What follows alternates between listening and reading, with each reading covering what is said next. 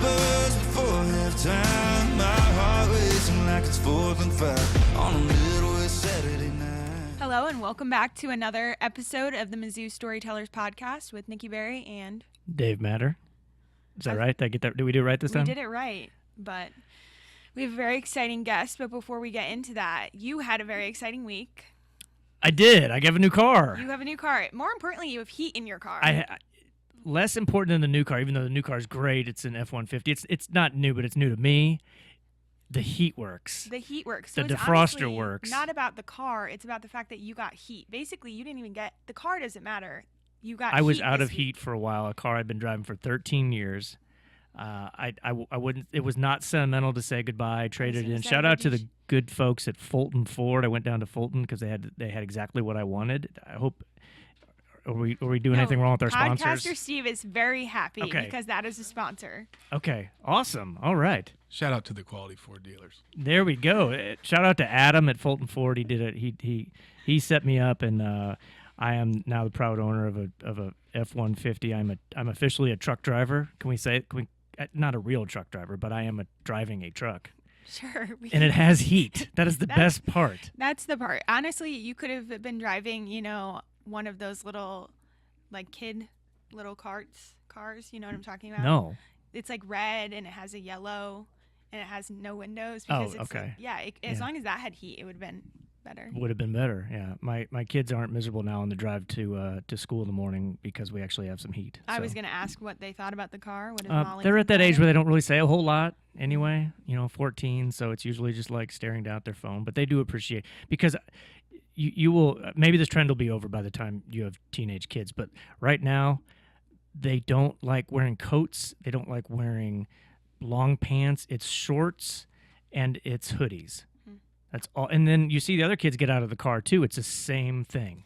So it's not just my weird kids. It's everybody's weird kids. So producer Steve was telling a story about how his son wears shorts and long socks. Yes. He does not want to wear pants. So. And Crocs. I don't know if they're a sponsor, but No, shorts, not, but Crocs. They are for all little kids. And hoodies. And that's the get up. But so I'll say in my recent 25 year of life, I would say it was recent that I decided that I like jackets and stuff, because other than that, it was more of a hassle and it's not very fashionable. But now I'm more here for making sure that I don't get cold or get frostbite, or it's more of I get sick from being in the rain. We've had sub-zero temperatures and it's still I'm wearing shorts to school. Well, why not? Maybe that's a little excessive. It is a little crazy. Speaking of clothes, I was watching Pat McAfee today. I've had it on the TV in my office, and over his left shoulder, he's got a jersey. I think it's from your Crimson Tide, your former school, I should say. And it's got his name on the back, and it's this prop that you can't miss. And I was just thinking, how cool would it be for us to have a couple Mizzou jerseys with some branding for the podcast, with maybe Matter on the back on one, Barry on the back. We could go different sports. We could go football or basketball or baseball, and I was just softball. Fortunately, I think we know people around here, Krowski, that could maybe make this happen, but I just don't know. Maybe it's put an ask out. It's just a thought. I'm just putting it out there in the Speaking podcast into world. Existence. Yeah, it would look really cool right there. And next then to our one board right there that Steve will have to. For sure. So it's just a thought. Just was thinking about that, watching TV and thinking about the podcast, and we got great feedback from last week's episode. We did. It was a good episode. Everywhere I went, at the last home basketball game, people were stopping me, and I'm not just saying this. They really were. They're like, that interview. No, that interview with Desiree was great. I learned so much about her. Which is exactly what we want. Exactly, and I think today's, I'm hoping, could have the same. Oh, I think it. Response. I think we could definitely get, hopefully, that same response. I'm excited for it. So I really am. Should we just get right into it? Let's get right into it. He's a father, husband, coach, pioneer, and a trailblazer. He's passionate, experienced, and a leader. And this is the story of Kerrick Jackson. Welcome to the podcast. Thank you. Welcome to Mizzou Storytellers. Welcome to our incredible studio here. And it's a work in progress, just like everything else. But we've got a baseball helmet out today. Yeah, we're getting our Thought it was appropriate. yes. So, welcome back to Mizzou. I think that's something to say too. I know it's been a few months, but welcome back, and we'll dig into that. Yeah, no, I appreciate that. I couldn't be happier. That's for sure. Yeah, and we'll definitely dive into that. I think we want to start kind of from the beginning. St. Louis guy, talk to us about growing up in St. Louis. Talk to us about getting into baseball. Kind of let's start there. Yeah, so like I said, from St. Louis, born and raised in Kirkwood. My whole family went to Kirkwood. My parents were juniors in high school when I was born. So I was raised by my grandparents. My grandmother sold shoes at what used to be Famous and Bar. It's now Macy's. Yeah. But she was there for 25 years. My grandfather was an AME minister. So I grew up in the church. And I was in an interesting situation that my dad's youngest brother, when I was born, I believe was maybe in middle school still. So I really wasn't my grandparents' first grandchild. I was kind of like their sixth child. And so I grew up calling my grandma Mama because I didn't know anything different. And just that whole process of them providing every opportunity they could provide for me. And that led to baseball and football and sports and that kind of stuff. It's so funny because now I think I have two boys myself. And I just remember growing up in the summer, you left the house and you had to be back before dark. Right. There was no tell me where you're going. There was no, you went out and played and you were supposed to be gone all day. And so I think organically as a result of that being involved in sports, that's what we did. We were riding our bikes. We'd go to the pool. We'd play a pickup football game. We'd play a pickup basketball game. We'd play wiffle ball, whatever it was. And so at that time, you were just naturally involved in sport because there were no cell phones. There were all the other things that are out there. And we grew up, I grew up broke, so you were limited on what money could be spent on, and you had to choose wisely. Yeah. At the time, did you think that upbringing family situation was unique, or that's just all you knew? How did you grow up kind of processing that? It was kind of all I knew, but what I think it did for me is as you dig deeper into what that family dynamic was again, my parents were juniors in high school. They never got married. My mother and father both got married and then had daughters of their own. So I have two half sisters. And so then from that, you go from mother, father, paternal, maternal grandparents to step grandparents to other step grandparents, because my mother was married more than once. So the idea of a large family really took place for me. One, just our immediate family was large, but then as you started to get into step grandparents and cousins, and it grew tremendously. One of the things it did for me was I knew how to navigate each house. Yeah. Right. So there was more than one Christmas. There was more than one Thanksgiving. You were going to, again, maternal and paternal grandparents for holidays. Right. But then you're going to step grandparents for holidays. And so it just kind of grew. So, yeah, I knew it was different, but I also didn't know anything else. I know that. I mean, my parents are divorced, so and my dad's side of the family is quite large. My mom's a little bit more intimate, I guess, smaller. So definitely navigating holidays, and it was like Thanksgiving's here and Christmas Eve's here and all that. And what are we doing for the 4th of July? So I know exactly what that's like. Kerrick, who then was the first person to put a ball in your hands, a bat in your hands? Like when you trace back your initial connection to the sport of baseball, who do you trace it to, if there is one person? It was probably, his name is Dave Barr, and he was my first Little League coach. And again, we signed up. It was Corey League at the time. My grandparents signed me up for Corey League, and I started on that team. And he was a local. He owned a little corner store. I went to Merrimack Community College, and there was this little corner store. It was called Triple D's, and you went there for candy, for sandwiches, for whatever, and he owned that store, and he was my first Little League coach, and I played on the same Little League team from my first time ever signing up all the way until I got out of Little League.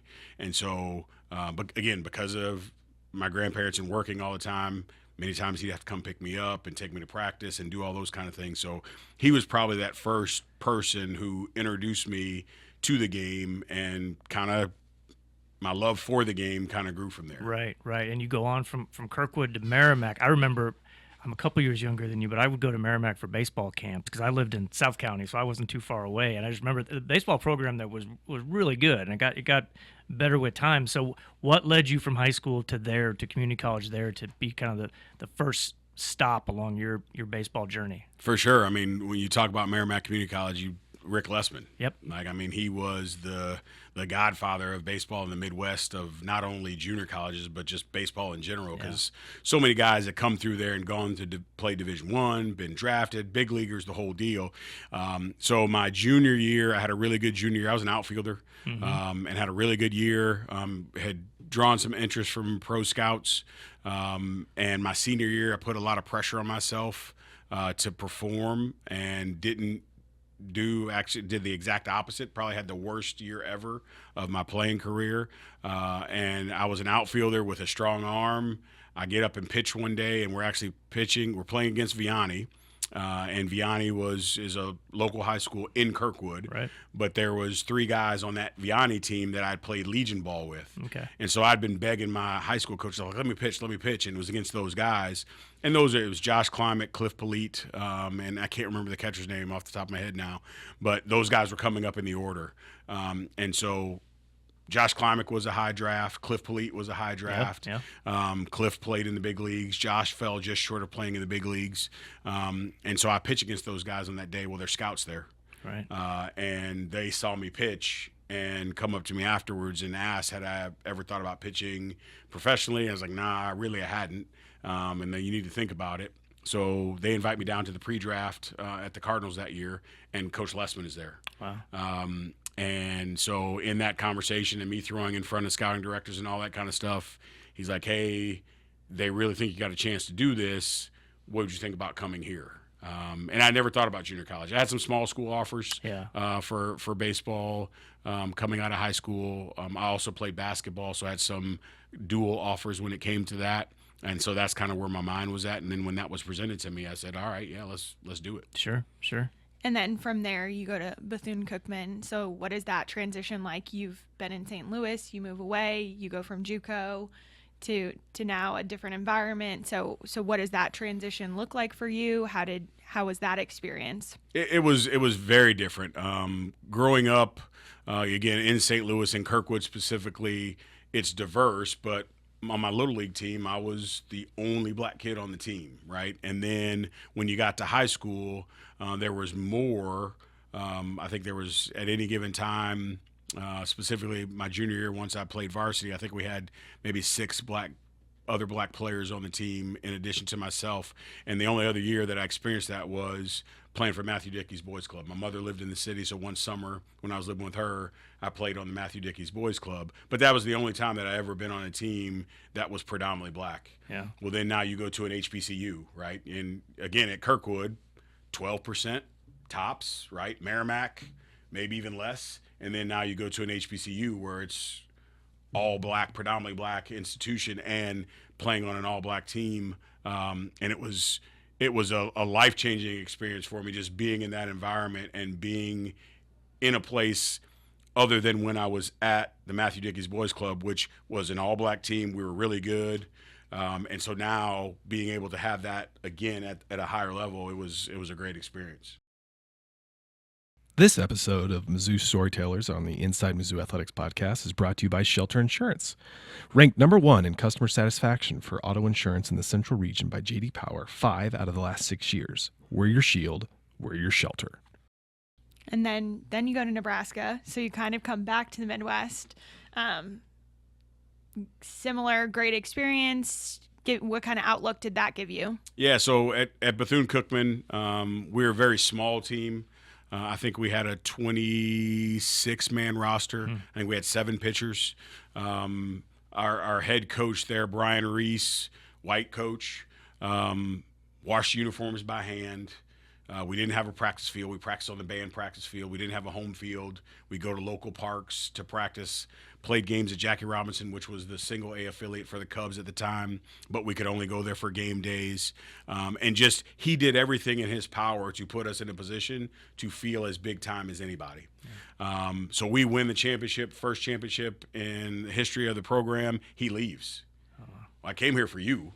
Yeah. And so once he left, then I looked to leave at that time, and that was back in the day where there was no transfer rule. You wanted to transfer, you transferred. So I was playing in Red Oak, Iowa, and had a couple teammates, and we pitched against some guys that were at Nebraska, and they were looking for a closer, and they came over and saw me pitch, and Red Oak was about 50 minutes from Lincoln. So I drove over, made a visit, and had some other options, but being able to go over there and see that environment. The problem was I went over there and visited in the summer and didn't realize what a winter looks like. What that winter in Nebraska was going to look like. But yeah, that's what took me to Nebraska. And then kind of after that, okay, so you're done. You've done all of your college eligibility. What did you want to still play professionally? What you knew I wanted to coach. What was next? Yeah, so unfortunately, I had reconstructive shoulder surgery at junior college and never really recovered from it. And I also had found out in junior college that I had two degenerative discs in my lower back. And so I'm 19 years old. I have a shoulder separation, shoulder rotation, shoulder impingement, rotator tear, and labrum tear. And I have two degenerative discs in my lower back. From a back perspective, hey, we can do surgery on you and may never play again. I'm a freshman. Wow. That's not an option.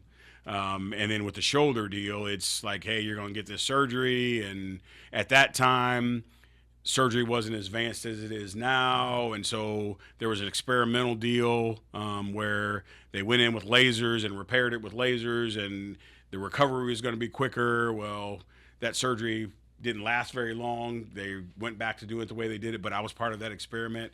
So unfortunately, I was never the same, and knew as I was progressing that pro ball wasn't going to happen because I couldn't go for more than a week or 2 weeks at a time and feel good.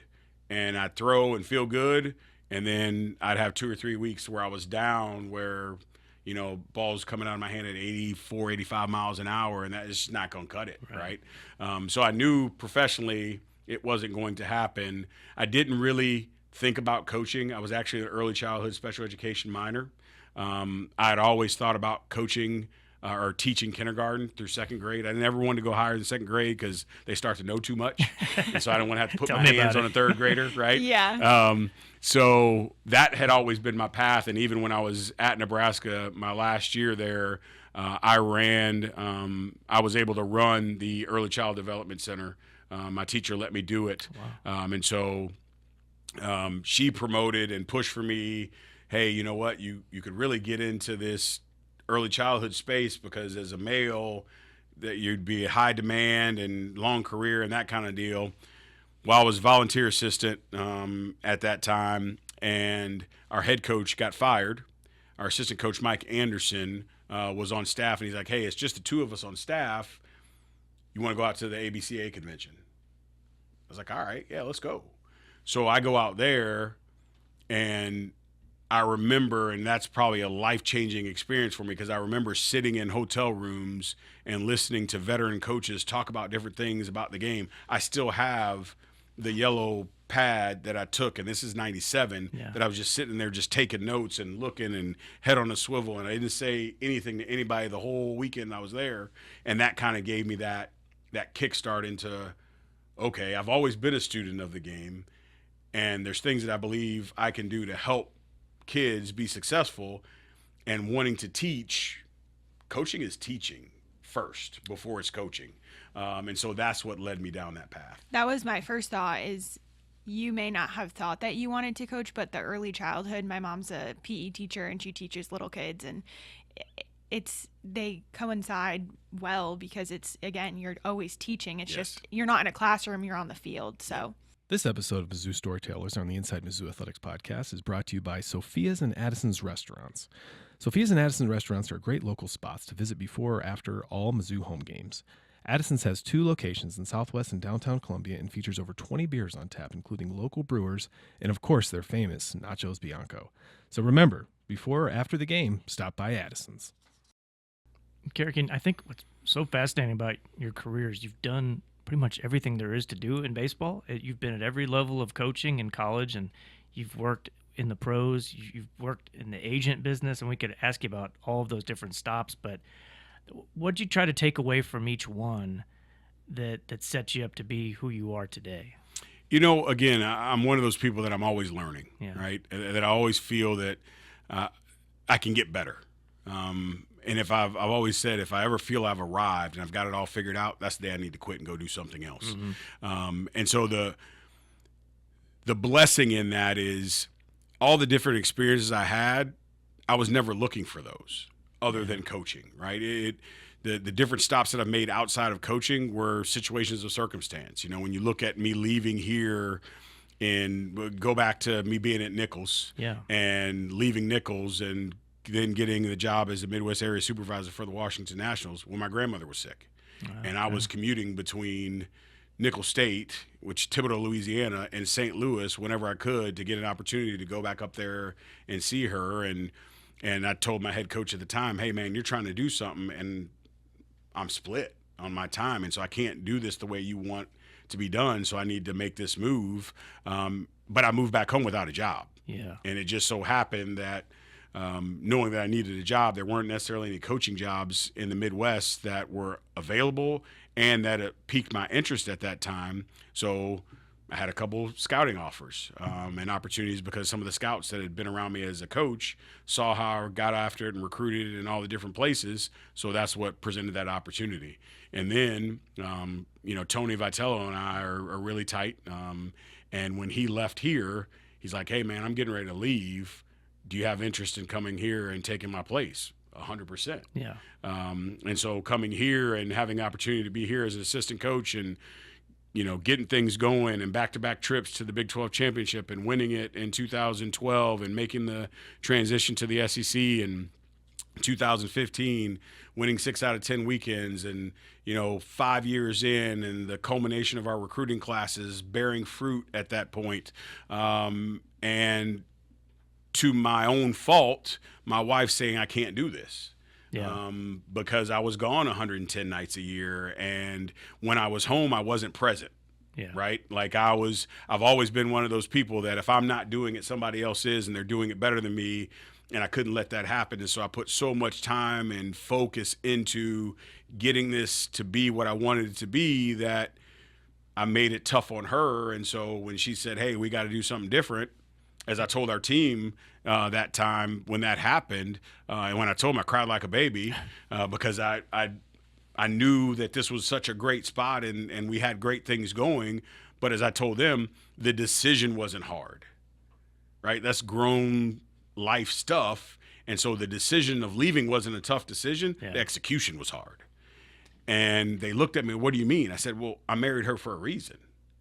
Till death do us part. If she's not happy, nobody's happy. And so I can't forego the job because I love the job and not pay attention to what is necessary to keep my family whole. Yeah. And so that puts us in Kansas City. And I coached that summer. I coached at Team USA and managed the team out there.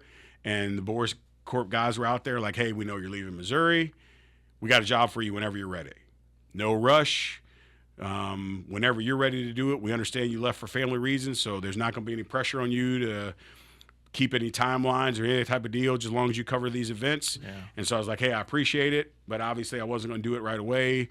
We moved to Kansas City with the boys, having a great time, specifically being an early childhood education major or minor.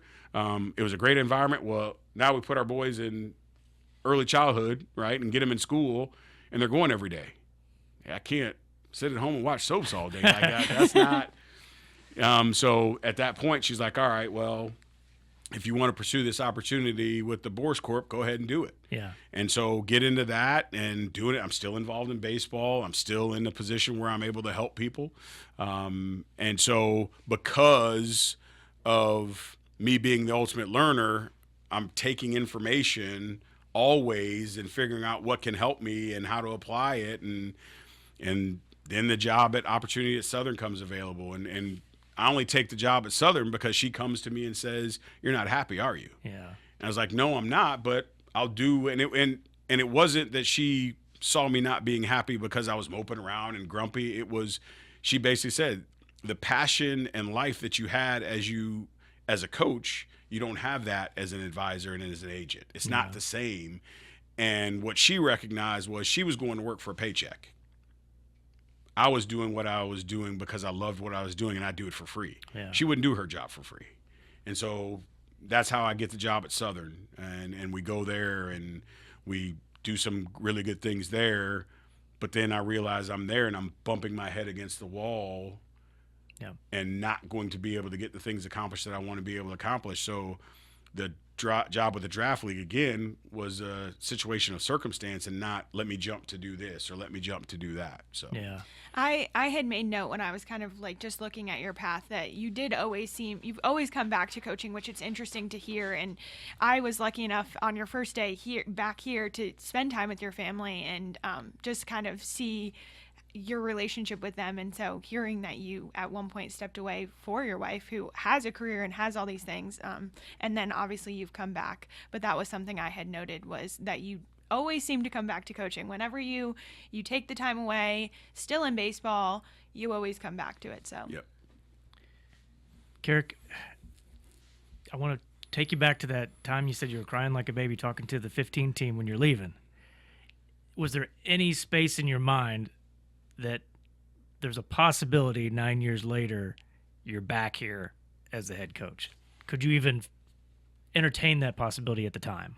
At the time, no, because again, I recognize my fault in it, and knowing that the lifestyle wasn't for her. Well, the lifestyle as a coach isn't going to change, right? Like, it's going to be. So at that time, I felt as if that lifestyle wasn't for her, and so then I was just going to have to find that fix somewhere else. Was it going to be coaching Little League? Was it going to be coaching? You know, when I went to Kansas City, I was volunteering sometime coaching KCK, right? And going over there and, hey, I can't commit to you full time, but the time I have, I'll come over. And when the boys were in, I was going over there and bullpens and doing some different things. And so, at the time, I didn't think it was what it was. And how was I going to be able to get that fix? And that was my focus, was do whatever job I needed to do to provide financially. But how was I going to? And for me, it didn't matter where it came from. Yeah.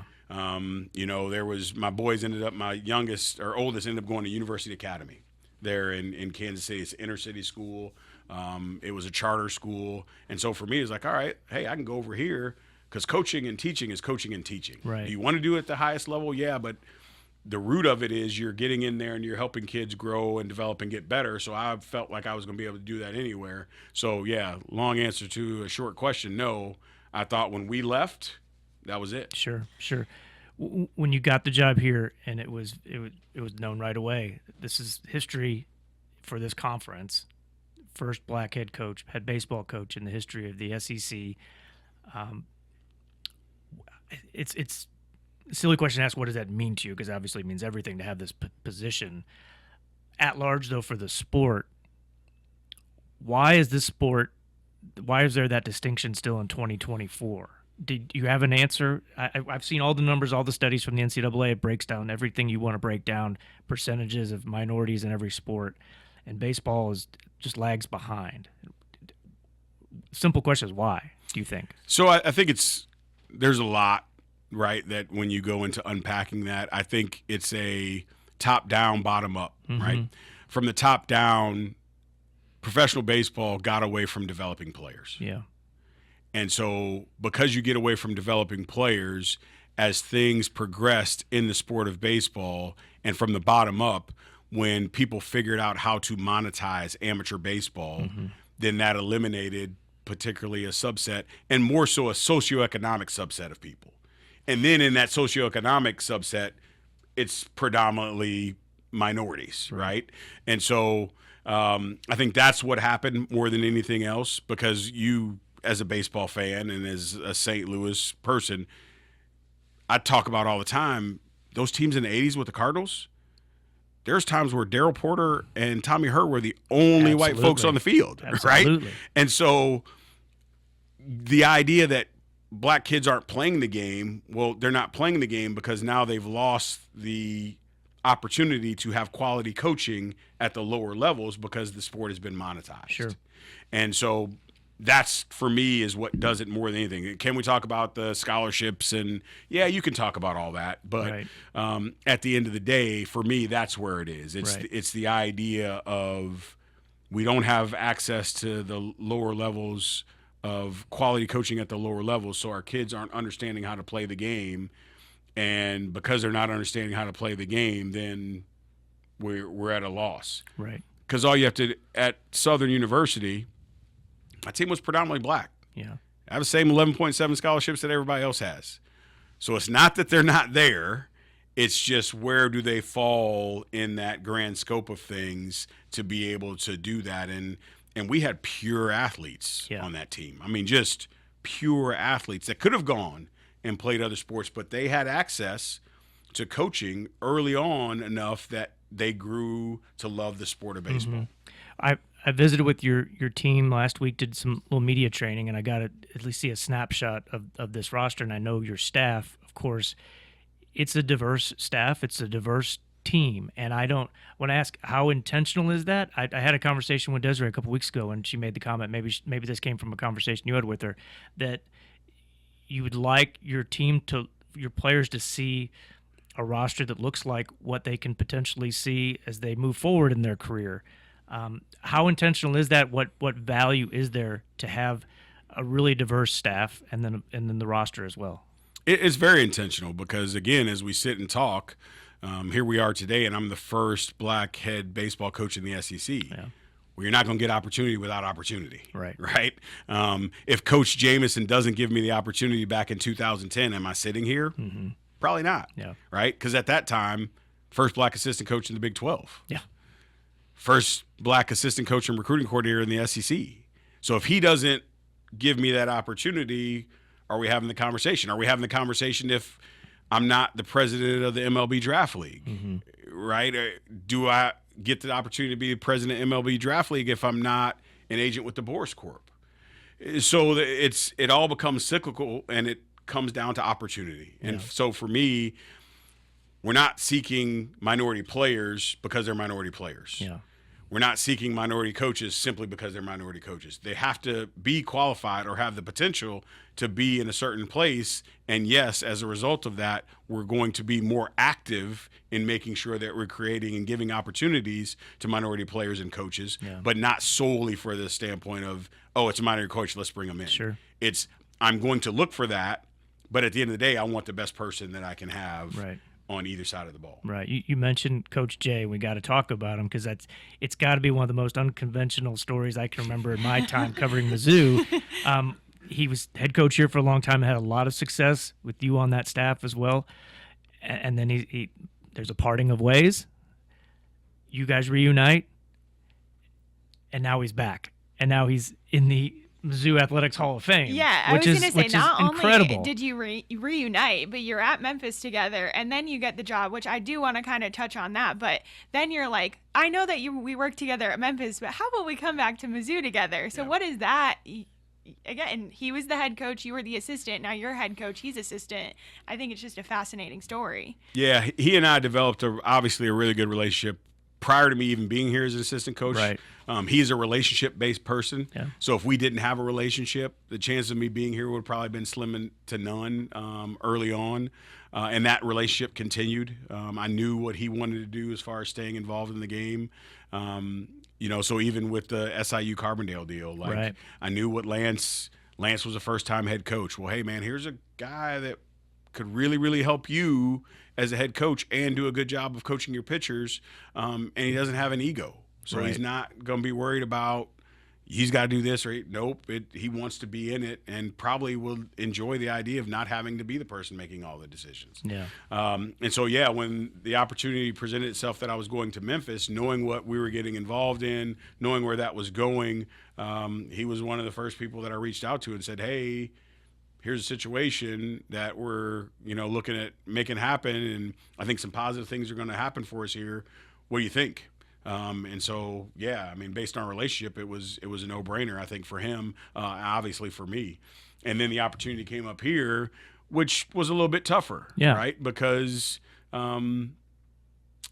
how he left wasn't necessarily under the best circumstances. Right. And so he and I had that conversation, and basically had me telling him, if you don't want to do it, I get it. Right.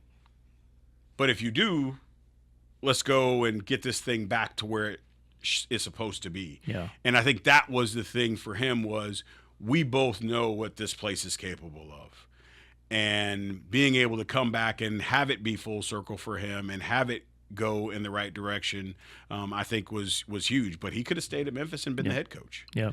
But chose to come back and be part of this. And it was important for me to have someone that has his level of experience. I think you don't have to look any further than him to understand I have no ego, right? I tell people all the time, I don't have to be right. I just have to get it right. So whoever's idea it is irrelevant to me as long as it's the right idea. And so to bring in the former head coach and someone who just got inducted into the Hall of Fame and has respect, and you have to be confident in yourself to be able to say, hey, come on, this was your castle, and probably for all practical purposes still is, but I want you to be here with me on this journey. And we just switched offices. Yeah. And it's funny because somebody asked me the other day, they're like, how is that? People probably still see Coach Jay as the head coach. I was like, I'm cool with them seeing him as the head coach still. It doesn't bother me as long as my paycheck looks the same. And I said, if he wants to take some of that responsibility, he can go ahead and do that. So, but no, having him on board is awesome. And what a resource that's going to be. The institutional knowledge. I mean, you and were just here, during games. But just. Yeah, it's you couldn't ask for a better bench coach, pitching coach, right? Like, and he'll tell me at times, you know what, man, you did this, you might want to go back, or hey, you didn't do this, you might need to put your foot down here. Yeah. And so, and with our staff, I give we're all in this together, right? Yeah. And I tell them all the time, my job is to take all the bullets. Yeah. That's it. And I understand that, and be accountable for everything that happens. But this is a shared experience. Our coaching staff has voice; they have input. And if I'm stuck, okay, you guys make the decision. Yeah. And we'll go with it. And if it doesn't go right, well, they made it. Nope. Hey, I made the decision. This is what we decided to do, and I'll wear that. And so they understand that we're in this together. My job is to take the bullets and never take any of the credit. Yeah. The success that we're going to have, it's going to be because of our players. It's going to be because of our assistants and the people that surround our program. When it doesn't go well, it's on me, and I have to wear that, and I completely understand that.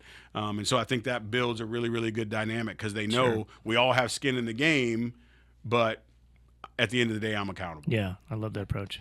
So 9 years ago, you're not thinking I'm going to come and be the head baseball coach at Mizzou. You get to Memphis, you're there for a year, coaching change happens at Mizzou. All of a sudden, you're now the head baseball coach at Mizzou. What is that conversation? What are you thinking through that? What is that conversation like with your wife? You had been at Memphis for a year. Just talk us through kind of all the whirlwind that probably went into that. Yeah, so we have moved 3 times since December 2020.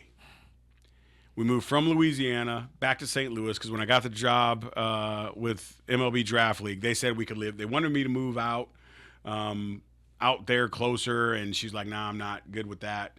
Then they said you could live wherever, so then we moved to St. Louis, which is where we're both from. We went to high school together. Great situation. And again, don't think that at that point it's going to happen, getting back into the coaching. I knew that there was an opportunity, but it was a very small window. She also knew that there was an opportunity, but we understood that the window and timing was small. I couldn't go back and take an assistant job unless it was the right assistant job, which I didn't have a problem with doing. But when we moved to St. Louis, it was, hey, we're home, good situation. In May of 2021, I end up in the hospital in ICU at a saddle embolism. I collapsed twice on Mother's Day. And basically,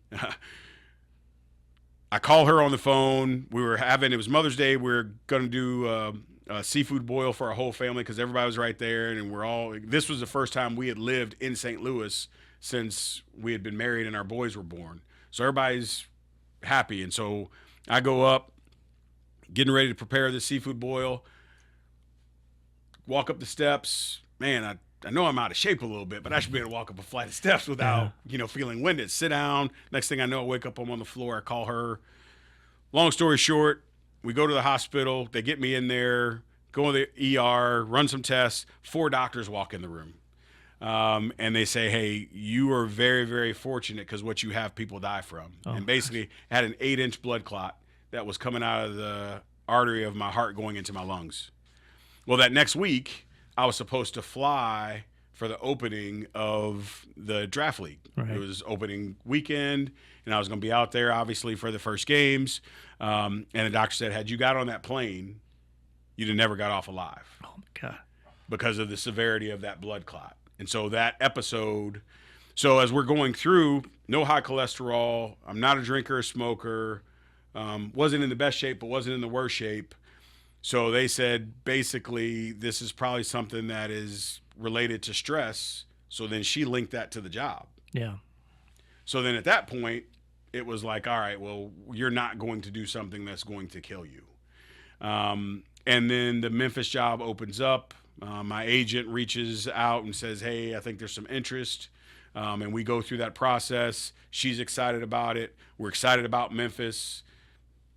It embodies everything that I'm about as a coach and what I want to do in the community setting and all that kind of deal.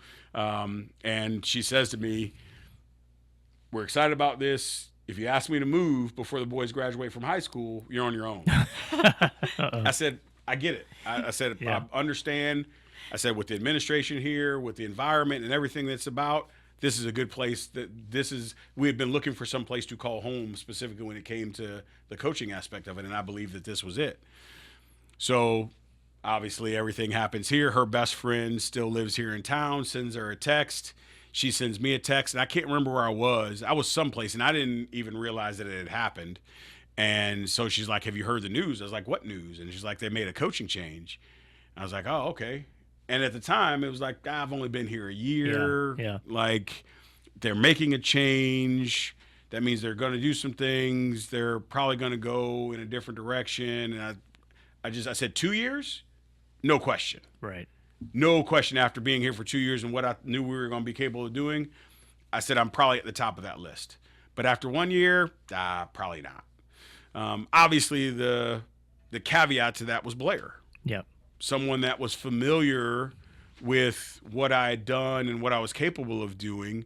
And then the other piece to that, too, is I think that once I started to get into that conversation, the amount of relationships that I had with alums. Yeah. Sure. That they were able to reach out and say, okay, what about this guy? Right. And I think there was a resounding yes, because they knew who I was, the time that I spent. Even though I didn't go to school here, I was here for 5 years. So for some of those, I was here for more years than some of those guys that got drafted and left, or JUCO guys that came in. And so I think that also helped because they knew what that was about. And I get the phone call and I was like, hey, I just got a call. But if you don't want to do it, like, I'm good. I understand you don't want to move again. Well, I knew what her answer was going to be, but I had to. Her best friend is here. Yeah, I had to lob that thing up there just to give her that veto you power. You to make it her idea and not your idea. Exactly. So then everything kind of just happened after that, and happened really, really fast. Yeah. And so, it was pretty cool. You and your wife, we met at the bowl game, I remember, and you guys seem to have this great awareness of each other. Like, all the stories you've told, how fortunate that has to be. I feel like I have it with my wife some days, not every day. You can read each other so well. I would agree. And these life-changing, about my wife? No. Well, about these life-changing decisions you make, and you make them together, but there's a lot of self-sacrifice. Just how rewarding in your coaching industry, it doesn't always work that way. Yep. a lot of times it's the spouse that has to sacrifice, but you've sacrificed a lot Yep. in that way too. Just how fortunate is that setup you have? It's awesome. I think it goes back to the idea of we've known each other since we were sophomores in high school. Yeah. Right? That when we first met and first started dating, I think our parents were more excited about the idea that we were dating than anything else. And then when we reconnected in 2009, it was the same deal, right? Yeah. It was we had been separated for quite some time. I think the last time that we had spoken to each other besides a class reunion was in 96, 97. Wow. And so being able to get back and get connected, and it's funny, I tell the story that so she was married, had gotten a divorce, had reached out to me on Facebook and, hey, I don't know if you remember me or not. And I was like, really? That's what we're doing? Very passive aggressive. Right, exactly. and so, but I was also at a point in my life where professionally I knew that I had to put the family piece on hold because I had to get to a certain place from a financial standpoint. I tell our kids all the time, our players, they talk about coaching. I said, make sure you understand I didn't make more than $10,000 a year for the first time until I was 30. Mm-hmm. So you think you want to do this, but do you really? And again, because she hadn't been in that space, she didn't understand sports and coaching life and all that kind of stuff. So, yeah, I think the fact that we have known each other for that long just really, really helped us be able to do that. And, like every couple, right? We've had our ups and downs and our trials and tribs, and but the history of it allows us to stay connected and again, like you said, make that sacrifice for each other, whatever is necessary to make sure that the other is happy. This episode of Mizzou Storytellers on the Inside Mizzou Athletics podcast is brought to you by Raceline Alternative Energy. Raceline Alternative Energy is working for a better future in rural Missouri. They are working to restore millions of acres of native prairie plants, which can be harvested to produce highly valuable clean energy called prairie power. Visit them online at racelinealternativeenergy.com. And now you have two boys. Both were born in Columbia, or which is what I had thought. So born in Columbia, move away, lived all different types of places, and now are back. What is it like? You obviously saw them here as very young children, and now they're kind of a little bit older. What is it like having them back in Columbia and kind of seeing them experience things that you have experienced with them, but in a different way? Now, it's really cool. They obviously don't remember when we were here the first time, but we haven't been over there, but at Women's and Children's there was actually a picture at one time of us holding Zion because he was born there, and they did some pictures on the football field or baseball field, so we just talk about those things and but yeah, it's the one thing is as I was in the coaching industry and thought about family, I don't think there's any better environment than the collegiate environment to raise a family because there's automatically something for them to connect to. And so even though we've made some different stops, each one of those stops they've been able to get ingrained in that and understand. And it's funny because Zion, who's our oldest, he's probably just involved and knowledgeable now as he was when he was here when he was 3. Oh, yeah. Like he knew everybody's number, he knew everybody's batting stance, he knew the whole deal. And so now being able to see it to again come full circle is pretty cool. That's incredible. And now, okay, so you coached, and now you have 2 boys, and so how does coaching and being a father, you go home after a long day with your student athletes, just talk about how that relationship kind of goes both ways. What have you learned as a coach that you take as a father, and as a father, what do you take as a coach? For sure. I think it's probably the other way around because I approach coaching as a father, right? I don't approach coaching as a coach. And I tell them that in the recruiting process, right? Like I am an extended parent for you. I'm a surrogate father. My job is to love you just as much as they do because they're putting you in my hands. And even more so, I tell them between August and May, because I'm spending more time with you than I am my own two, I can't look at you as the piece to my next contract or to win the championships or to be drafted players. And so it is one of those things that I tell them, the only difference between my sons and you is I'll put my hands on my 2. And so them understanding that, and then our boys being able to come and be in practice and see that I talk to them the same way that I talk Yeah. the same. We have kids come over to the house and hang out, and so they see that and they know that it's kind of the same holistically. It's pretty cool for our boys to see. Now, unfortunately, in their mind, I still don't know anything about baseball, but we got to figure that part out. But no, it's really good. Kerrick, what do you? We haven't talked about the team or the season, but just in a snapshot, like what do you want fans to expect? What should they expect, I should say, from this 2024 Mizzou baseball team? To play hard. I think the biggest thing in year one, when you're coming into a situation new, it's changing that culture, creating a new level of expectations, but more importantly, creating a new level of accountability. Yeah. And that's really what we've been doing with our guys all year, is getting them to understand what that means. And we're in the toughest league in the country. Yeah. And the idea of worrying about production is something that they shouldn't be focused on. They need to worry about being consistent.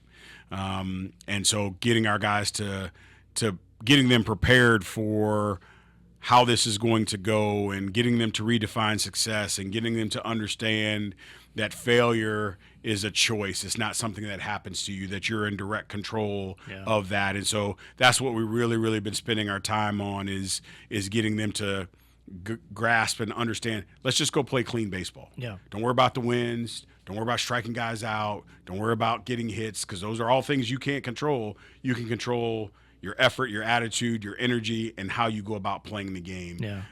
And, bringing it down simple, regardless of who's in the other dugout, they shouldn't impact your ability to throw strikes. Yeah. Yeah. They shouldn't impact your ability to play defense.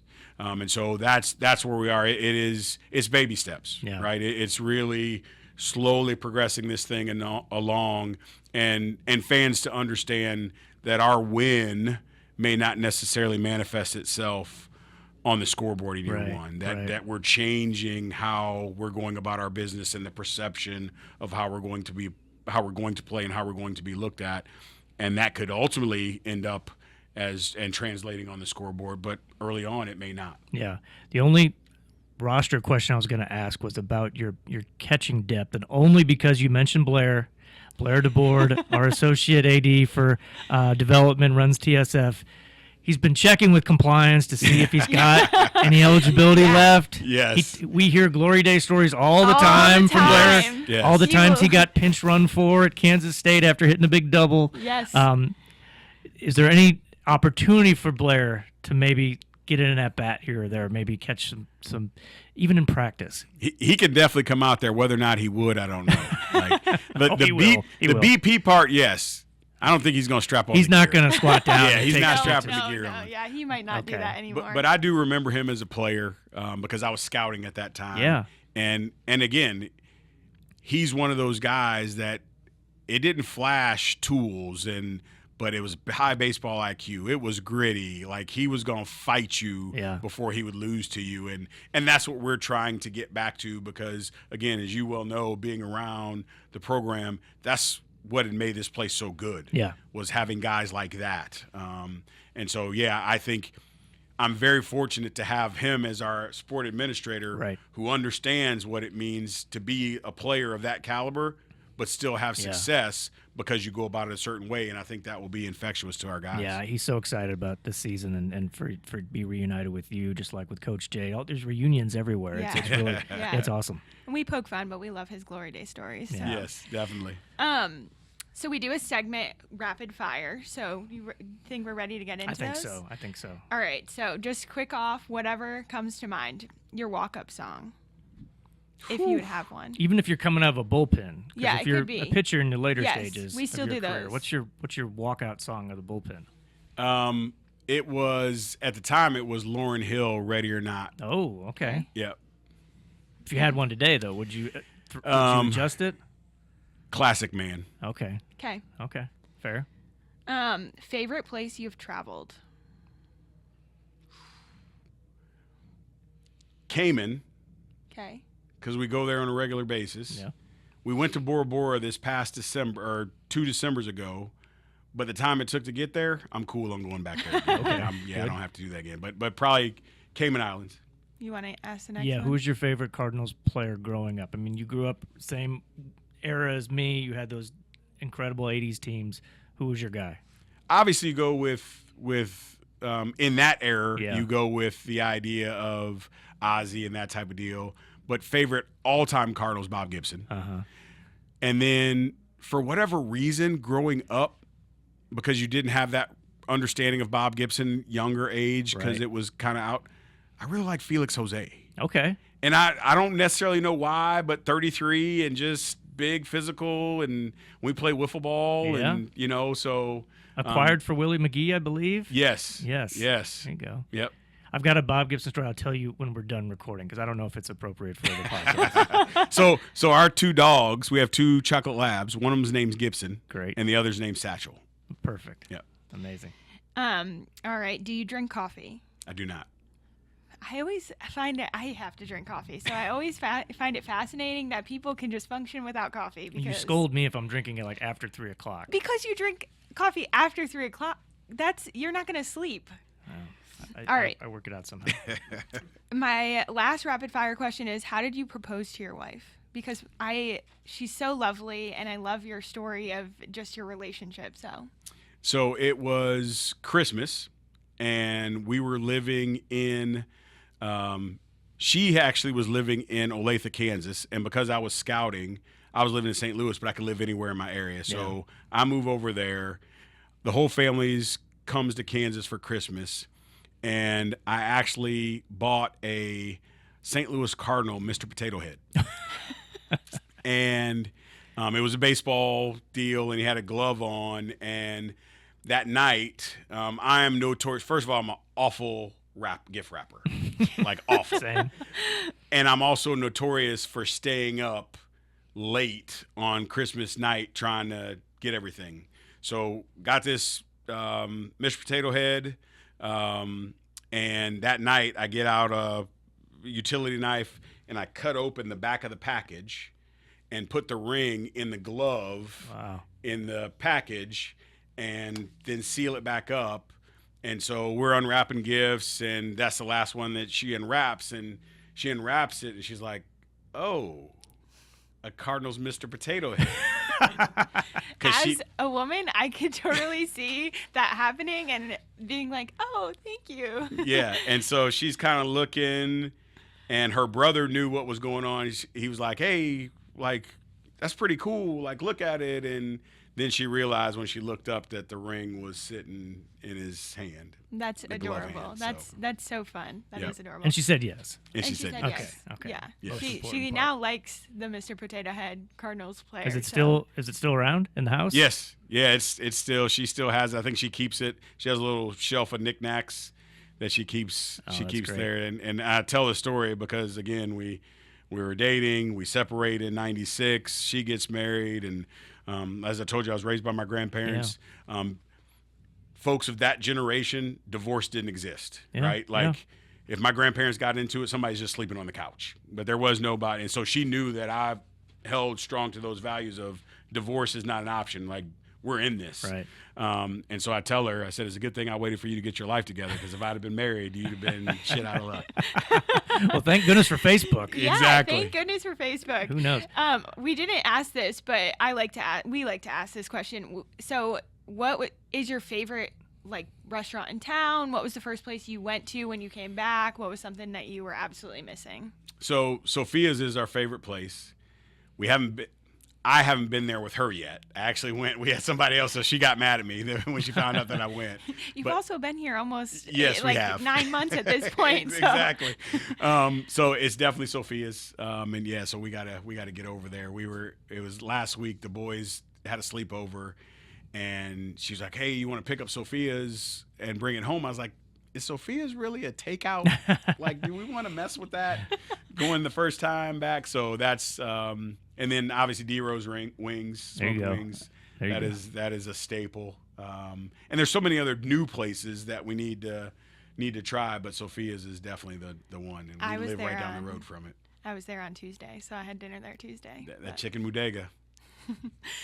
All right, should we get into our final little Tradition here. tradition We here? have to do a better job of explaining this for the listeners, because last week we did this with Desiree and we did not explain it. So if you're just listening, you have no idea what we're doing. So for those that are listening, we have a board. It's a cork board, and it just has the name of the podcast, Mizzou Storytellers, and then it has Dave and I's picture. And so we have printed out a picture for you to put on there.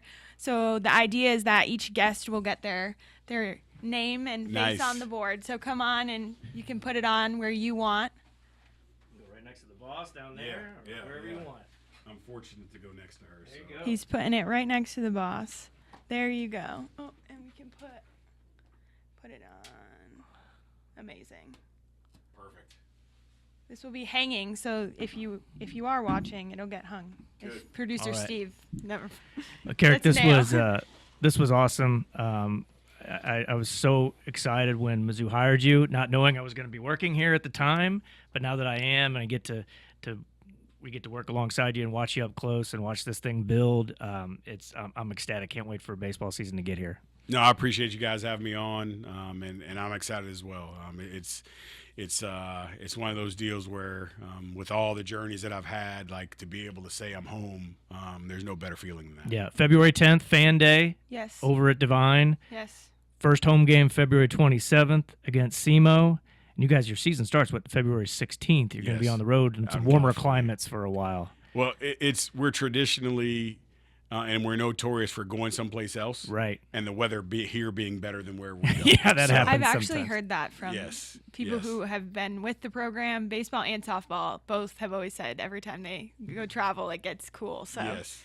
hopefully some warm weather, and then we're excited for you to be home on the 27th, and Yeah. we'll see you in Divine on the 10th. Welcome Sounds back and good. welcome home. Thank you. I appreciate All it. right. Thank you. This year, we considered hiring an ad agency to help with our marketing. They pitched impressive visuals and a script that was inspiring. And exotic animal mascots to help grab your attention. In the end, we just decided to tell it to you straight. Shelter Insurance has award-winning customer service at affordable rates.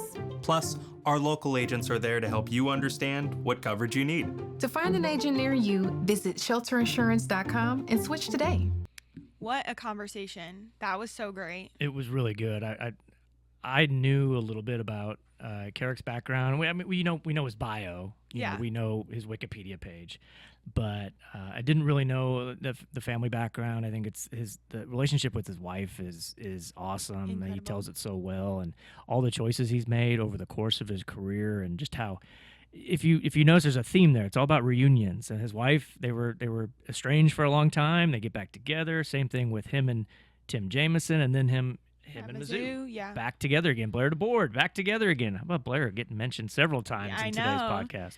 Well, and I did my research, obviously, and so it was cool to kind of, I did the research and I noticed certain themes, him talking about why he left coaching and how he came back to coaching, and how there was very specific reasons as to why he kind of made the career moves he did, and why it might look one way, but how it kind of, the story is completely different than what one would expect. And so I think that was super interesting. And then just touching on his wealth of knowledge and how that kind of has shaped who he is and how he coaches and just the experience he has. He's so well rounded in the sport because he's done every job there is Everything. to have, and it's really incredible. Our paths crossed a little bit when I was covering Mizzou and when he was here as an assistant coach. We talked a few times. I remember writing a story when he left, and he explained to me it was a family decision, and I never thought we'd necessarily hear from him again or see him in this capacity by any means. And then, when there was an opening back in the spring and I was still covering the team, his name just emerged, and I was like, well, it makes all the sense in the world. Look what he's done as a head coach. And I think this job, and we all know Mizzou baseball, it's a tough job being in the Southeastern Conference, and we don't need to get into the reasons why, but I think there is some value in hiring somebody who knows those challenges, and he's experienced those. And then he brings back Tim Jamieson, who obviously knows those challenges too. But the one thing you will never hear from him is excuses or Absolutely. talking about what those challenges could be.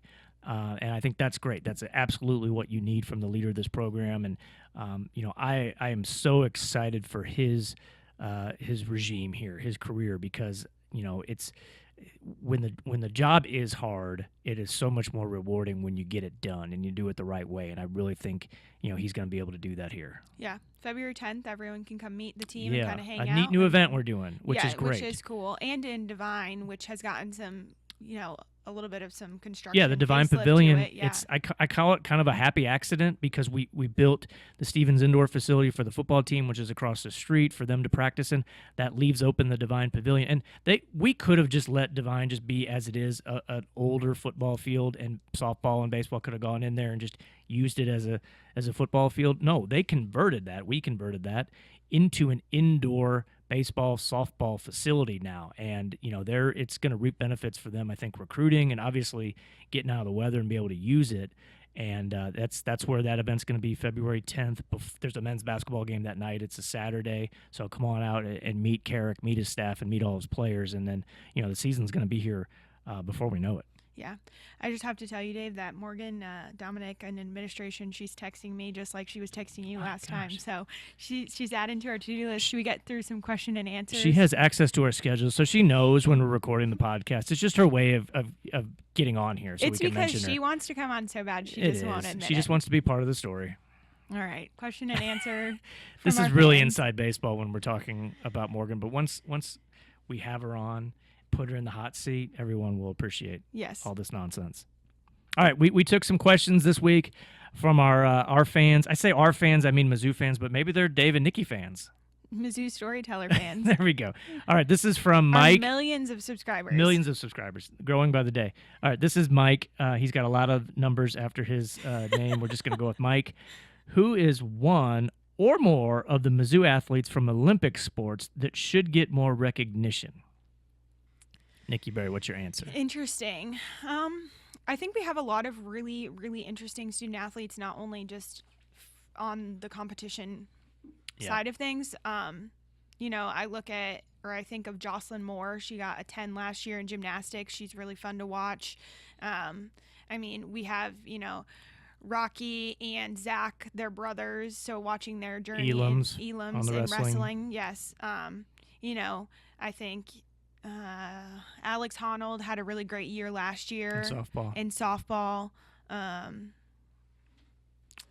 We're going to meet some new names in baseball this year because that roster is very baseball, much overhauled. And the second part of the question is, what Olympic sport is your favorite to attend? I think that each one is an experience in and of itself and kind of brings something different. I've been here 2.5 years now and watching the attendance grow, and just, at soccer games or at gymnastics or at wrestling, softball, baseball. Last year, we had a lot of people out at a tennis match. So I think each one is very different. I think gymnastics is fun because it's just a very different sport than everything else. It is, yeah. But I think you should at least attend every sport once. Yeah, gymnastics is really unique. Back in the day when I was at the Columbia Tribune, I covered the football team, and then in the football off season, gymnastics was kind of my beat, so I covered all the home meets and got to cover all the coaches and the student athletes back then, and I still couldn't tell you the difference between one vault and the next. Which is why the more you go to that sport, the more you learn, because it really is so kind of crazy. It is. And that 1 foot heel lift off of the mat is going to be a deduction. And if you don't know that, you don't know that. But then when you see it, you're like, wow, that's kind of crazy that they're judged on the most tiny details. Absolutely, but it is a fun sport to watch in person, especially with the fan base that's really been invested in that program here, and the job that Coach Welker has done. It's fun to watch, and they don't have a lot of home meets, so you got to get here when they do have one and take advantage of it. All right, next question. This is from our colleague Sammy Swiger. Serious question: how do you purchase football season tickets? I'm so glad Sammy asked, because, this is his job. We are in his lane, job. But it is good to inform the Mizzou Storytellers listeners how they can purchase football season tickets. MUTigers.com or calling 1-800-CAT-PAWS. Even if you go to the website, Mizzou Athletics Staff Directory, and you find the emails of Sammy's team or someone in TSF, any of those people can help you purchase some football season tickets. Yeah, season tickets are the only way to guarantee seats at games in 2024 because Yeah. we saw. I mean, We had 5 sellouts. 5 straight sellouts. Every Power 5 opponent last year So, was a sellout. And So we've got a good schedule, and we're get your excited. season so- tickets now. Yeah, get your tickets. It is not too early. Okay, and then Sammy follows up with, what's the weirdest thing you have ever eaten? So I was trying to think. My favorite pizza is black olive and artichoke, which I think people think is the weirdest thing ever. Hard pass. So I would have to say, I mean, it's my favorite. I could eat it, once a week, if not more. I don't know. I've never had any bugs or anything like that. So I don't have a great answer. I was a really picky eater as a child. Like at Thanksgiving, my grandma would make me a peanut butter and jelly sandwich because I wouldn't eat the turkey, and I don't know why. Because now I'm not very picky, but I just grew up that way, and then it became like who I was, my identity. So like everyone just assumed I wouldn't try that anything. you only want peanut butter and jelly sandwiches. Not anymore, But that's what people assume. Okay, well, I am the only person that eats his lunch in the break room in our athletic Yes, department. he Why is. is that? Oh my God! Treat me it's like so a freak because funny. I actually sit at the table and eat my lunch, and people are like, "You're the first person who's ever done that before." I'm like, "Well, I'm an innovator. What can I say?" Dave started telling me. So again, I've been here 2.5 years. I've never seen anyone sit in there and eat. And What's Dave's it been for? here like 5 months, 6 months now, and he eats in there. And it's Now it's kind my of, thing. It's his thing, and I think he does it because I told him that no one does it, and I have been one of those people that makes him out to Yeah. be weird for doing There's it. 2 chairs. Someone else is more than welcome to sit there with me someday. Shout out to anyone who is in Mizzou Arena that wants to eat lunch Maybe with Sammy Dave. will. Just know that you can find him in the break I have a room. perfect view of Sammy in his office as I sit there and eat by myself, so maybe he can join me. All right, here we go. This is from a former Mizzou football player, student athlete, who is on the Paul Schmanke, I believe, who is on the Mount Rushmore of University of Missouri athletes, all genders, all sports. Do you want me to tackle this one? Yeah. My institutional knowledge I would like is a you to little, tackle this one. Okay, so I'm going to go more like my era of when I've been alive and following Mizzou sports. So I didn't see Andy Russell and Roger Worley play in person and Kellen Winslow. So I'm going to go Chase Daniel, number 1. Chase texted me back, asked you a question earlier today, and you have it written back. I'm going to go Doug Smith for men's basketball. You can go Anthony Peeler. You can go you can go Chivas. I go Doug Smith. I'm going with Krista Schweizer, arguably the most decorated athlete, male, female of all time at Mizzou, 6-time national champion. Chelsea Thomas, great pitcher, a softball program, went to 3 Women's College World Series. And then here's the tough one. I got to go with the wrestler.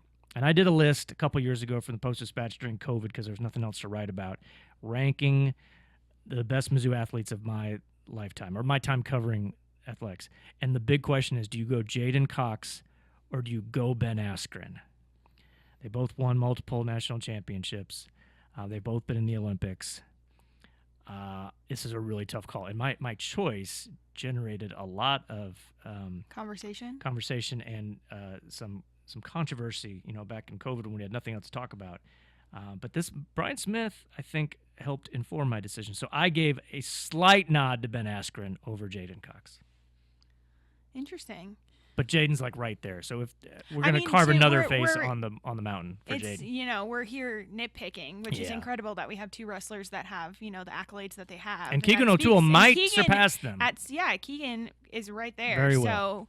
So, I support your Mount Rushmore of... There are no wrong answers. No, there are no wrong answers. They're bad answers, no wrong answers. Exactly. Okay. Sam asks, discuss the logistics it takes for a sport like football to travel and go to a bowl game.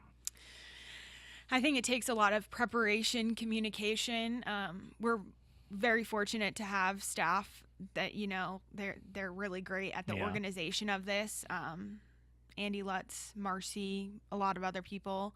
I think that they help, make that all happen and come to life, and I think they would probably be better suited to talk about that. Yeah, but at it some is point. Incredibly complicated. Oh, yes. And, you're scheduling everything down to the second of where people are and what's going on and all that.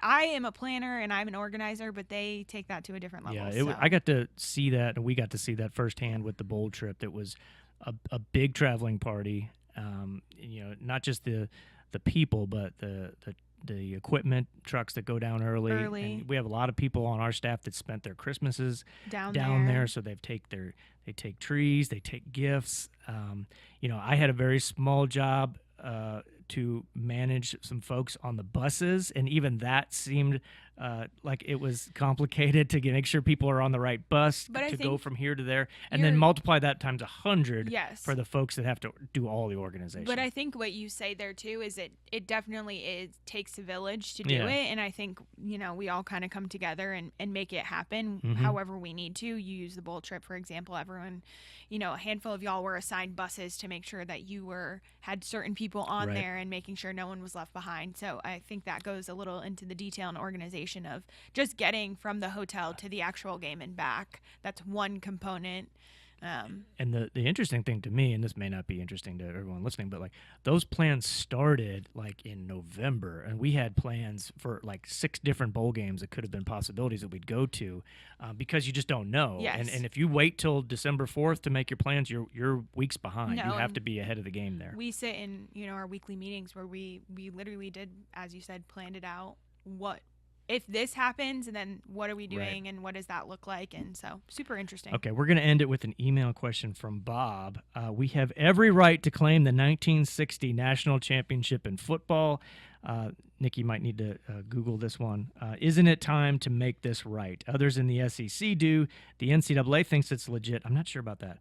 We need to do this soon so the team members can be honored in person. Okay, short story, 1960. Missouri was undefeated going into the regular season finale, lost to a team from the state to the west of us.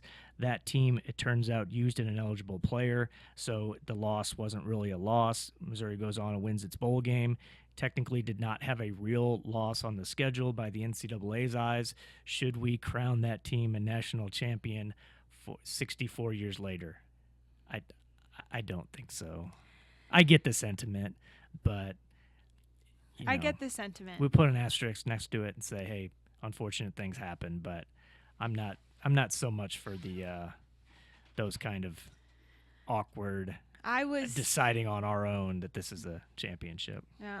Well, I was in college when Here we UCF go. claimed a Oh, national sure they did. championship, so I know what it feels like. I don't know. Bob, I love the sentiment. I love the passion, but I don't think we're going to be raising a banner for 1960 anytime soon. It's a great team. It's arguably one of the 4 best teams in Mizzou history, but I think we're going to end there. Yeah, let's end it. Should we end the podcast there? Yeah, I think okay, we're it's good. been a day. It sure has. We're going to leave you with these words that Desiree said so eloquently last week. If you ask the right question, everybody's got a beautiful story. You just have to be willing to listen. This is Mizzou Storytellers. I'm Nikki Berry. And I'm Dave Matter. We'll talk to you next week.